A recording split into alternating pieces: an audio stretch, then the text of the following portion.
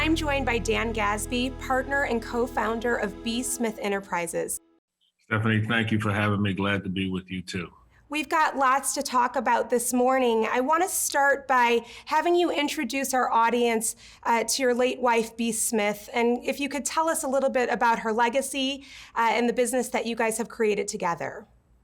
Well, Barbara Smith, better known as B. Smith, was a woman who came out of Western Pennsylvania, basically an all-American girl who had a high school degree, had a dream of being a model.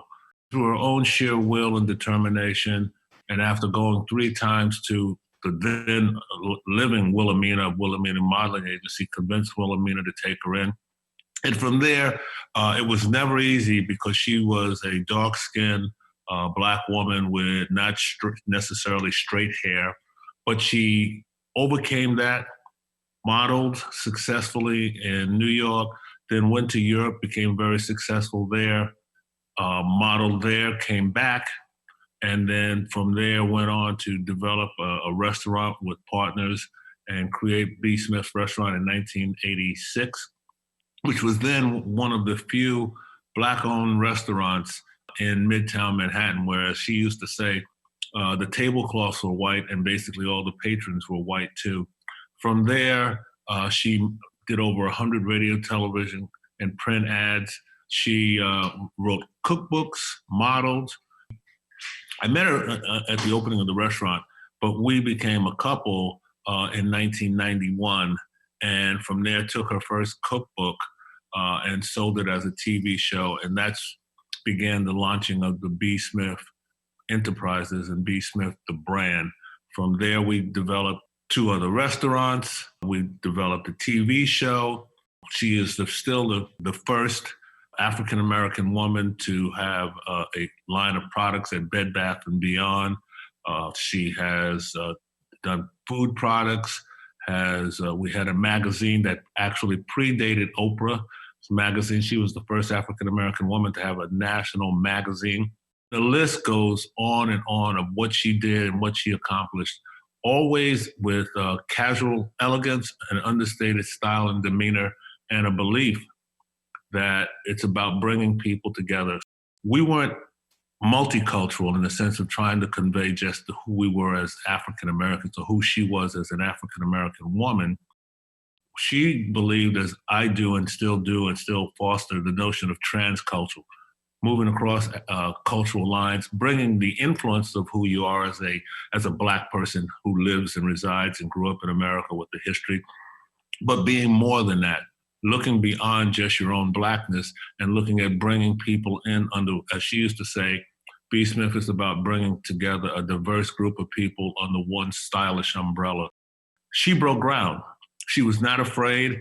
She did it in her own inimitable way, and she always did it with style and class. But she was lace, but she was also steel.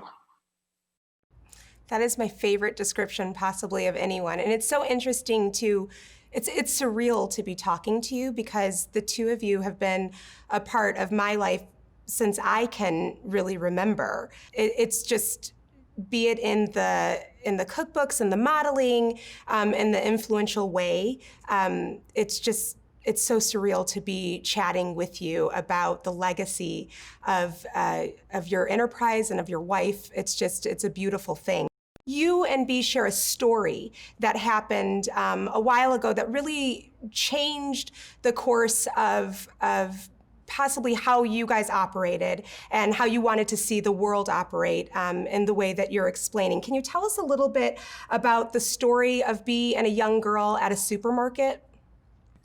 Barbara and I were in discussions with a grocery chain called Save-A-Lot, and we were so concerned because having been restaurateur, she knew the lack of real good, wholesome food in communities. And we toyed with and met with people, and we're in the middle of trying to find a way to do a supermarket, actually uptown in Harlem, that would be like a Save-A-Lot where you could get good, fresh food, but at a really affordable price. And so we went around and we went at the time into so-called food deserts in neighborhoods in Brooklyn and Queens and the Bronx. And it just so happened we were in one bodega and we saw a young Black girl. She was probably 10, 12, maybe 13 years old. And she was buying Aunt Jemima pancake mix. And Barbara went over to her and said hello and back and forth. Hi, I just want to ask you, do you know who Aunt Jemima is? And the young lady said, "Oh yeah, she's a celebrity. She's very successful." And didn't know that she wasn't real. Didn't know the whole nature of what Aunt Jemima was historically. And I saw a look in her eye, and I only seen that a couple of times when she thought something was really wrong. And she says, "This is not right." She doesn't know that if someone called her Aunt Jemima, it would be an affront. And so we set about the task of going, said, this thing should be replaced. They should do something different. It needs to go away. We tried to go to the corporate leaders and say, hey, it's time to make a change. We were met with resistance and that Aunt Jemima was a wholesome product. And in my letters to them, I said, there is not a Black woman in America that wants their daughter to be called Aunt Jemima. There's not a Black person in America that wants to say, I can grow up and be Aunt Jemima. But I never gave up, and I always thought about it. Beast says, I'm just going to go out and keep doing what I'm doing and be a representative of what Black women should, could, and will do. But like all things that happen in life, the universe ultimately moves for balance and moves for equality.